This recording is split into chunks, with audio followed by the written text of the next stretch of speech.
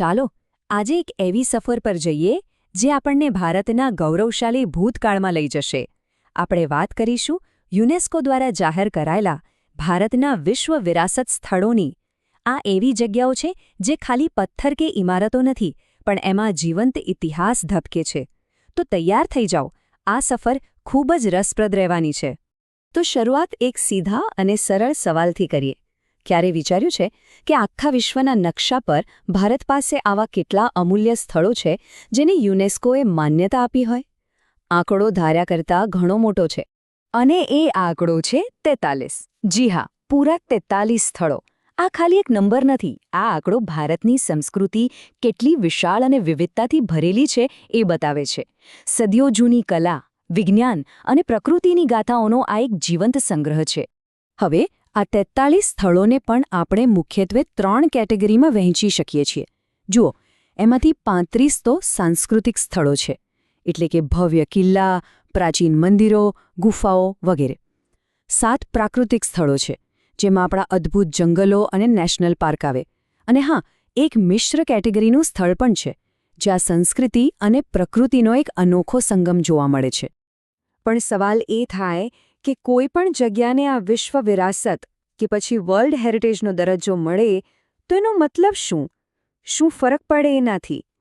ચાલો જરા ઊંડાણમાં સમજીએ કે આ માન્યતાનું અસલી મહત્વ શું છે. જુઓ, સાદી ભાષામાં કહીએ તો વિશ્વ વિરાસત સ્થળ એટલે એવી જગ્યા કે જેનું સાંસ્કૃતિક, ઐતિહાસિક કે વૈજ્ઞાનિક રીતે આખી દુનિયા માટે મહત્વ હોય. યુનેસ્કો એને આંતરરાષ્ટ્રીય કાયદા હેઠળ રક્ષણ આપે છે, કારણ કે એને કોઈ એક દેશની નહીં પણ સમગ્ર માનવજાતની અમૂલ્ય ધરોહર ગણવામાં આવે છે. ભારતની આ 43 સ્થળોની યાદી કોઈ એક જ દિવસમાં નથી બની ગઈ. એની પાછળ દાયકાઓની લાંબી સફર રહેલી છે. આ સફર પોતે જ ભારતની ઐતિહાસિક ગાથા રજૂ કરે છે. ચાલો એના કેટલાક ખાસ માઇલસ્ટોન્સ પર નજર કરીએ. વાત શરૂ થાય છે 1983થી. ત્યારે પહેલીવાર આગ્રાનો કિલ્લો અને તાજમહેલ જેવા સ્થાપત્યોને આ લિસ્ટમાં સ્થાન મળ્યું. એના 2 જ વર્ષ પછી 1985માં કાઝીરંગા નેશનલ પાર્કને ઉમેરીને પ્રકૃતિને પણ આ ગૌરવ અપાયો. પછી એક મોટો વળાંક આવ્યો 2017માં, જ્યારે કોઈ એક ઇમારતને નહીં પણ આખા અમદાવાદ શહેરને ભારતનું પહેલું હેરિટેજ સિટી જાહેર કરાયું. અને છેલ્લે 2021માં હડપ્પન સંસ્કૃતિના ધોળાવીરાએ આ યાદીને વધુ ભવ્ય બનાવી દીધી.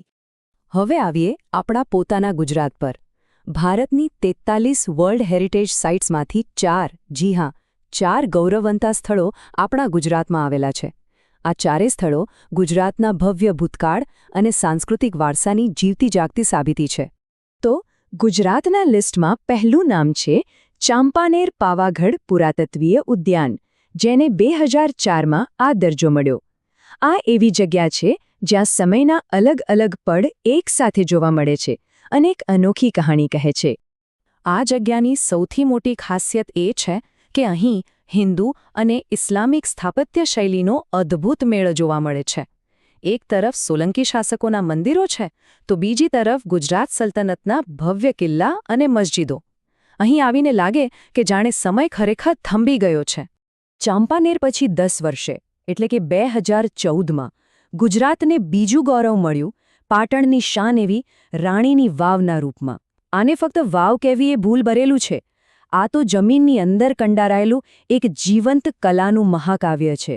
રાણીની વાવ એ વાતનો પુરાવો છે કે પ્રાચીન ભારતમાં પાણી સાચવવાની ટેકનોલોજી કેટલી આગળ હતી અને એની સાથે કળાનું કેવો અદ્ભુત સમન્વય હતો.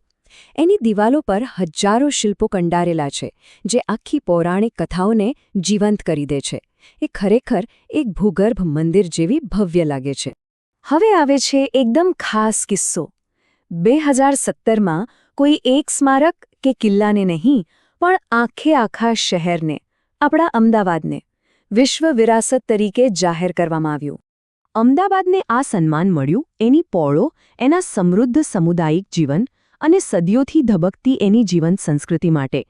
આ જ વારસાને કારણે અમદાવાદ ભારતનું પહેલું વર્લ્ડ હેરિટેજ સિટી બન્યું, જે એક બહુ મોટી ઉપલબ્ધિ છે. અને ગુજરાતની આ ગૌરવગાથામાં સૌથી લેટેસ્ટ એન્ટ્રી થઈ 2021માં, જ્યારે કચ્છના ખડીર બેટમાં આવેલા પ્રાચીન નગર ધોળાવીરાને આ સન્માન મળ્યું. આ એક એવી શોધ છે જે આપણને સીધા 5000 વર્ષ પાછળ હડપ્પન સંસ્કૃતિમાં લઈ જાય છે. ધોળાવીરા એ હડપ્પન સંસ્કૃતિનું એક અત્યંત વિકસિત અને સુઆયોજિત મહાનગર હતું. એ જમાનામાં એમની પાણી સાચવવાની સિસ્ટમ, મોટા મોટા જળાશયો અને એકદમ પરફેક્ટ નગર રચના એ વાતની સાબિતી છે કે એમનું એન્જિનિયરિંગ કેટલું જબરદસ્ત હશે. તો આ તો થઈ ગુજરાતના 4 રત્નોની વાત, પણ આ વાર્તા અહીં પૂરી નથી થતી. ચલો પાછા આખા ભારતના સંદર્ભમાં જોઈએ, કારણ કે આ યાદી સતત વધતી જ રહે છે અને ભારતનો વારસો એક વહેતી નદી જેવો છે જે ક્યારેય અટકતો નથી. આ લિસ્ટ પર એક નજર નાખો. 2021માં ધોળાવીરા પછી 2023માં કવિવર રવિન્દ્રનાથ ટાગોર દ્વારા સ્થાપિત શાંતિનિકેતનને આ સન્માન મળ્યું. અને વાત અહીં અટકતી નથી. 2024 માટે આસામના અહોમ રાજવંશના પિરામિડ જેવા મોઇદમ્સ અને 2025 માટે મરાઠા સામ્રાજ્યના શક્તિશાળી લશ્કરી કિલ્લાઓનું નામાંકન પણ થઈ ગયું છે. આ બતાવે છે કે આ સફર ચાલુ જ છે. તો આ બધી વાત પછી એક સવાલ મનમાં જરૂર થાય છે. ભારતમાં તો હજી કેટલાય અદ્ભુત અને અમૂલ્ય સ્થળો છે જ્યાં વૈશ્વિક સન્માનના હકદાર છે. વિચારવા જેવી વાત એ છે કે આ 43 પછી 44મું નામ કોનું હશે?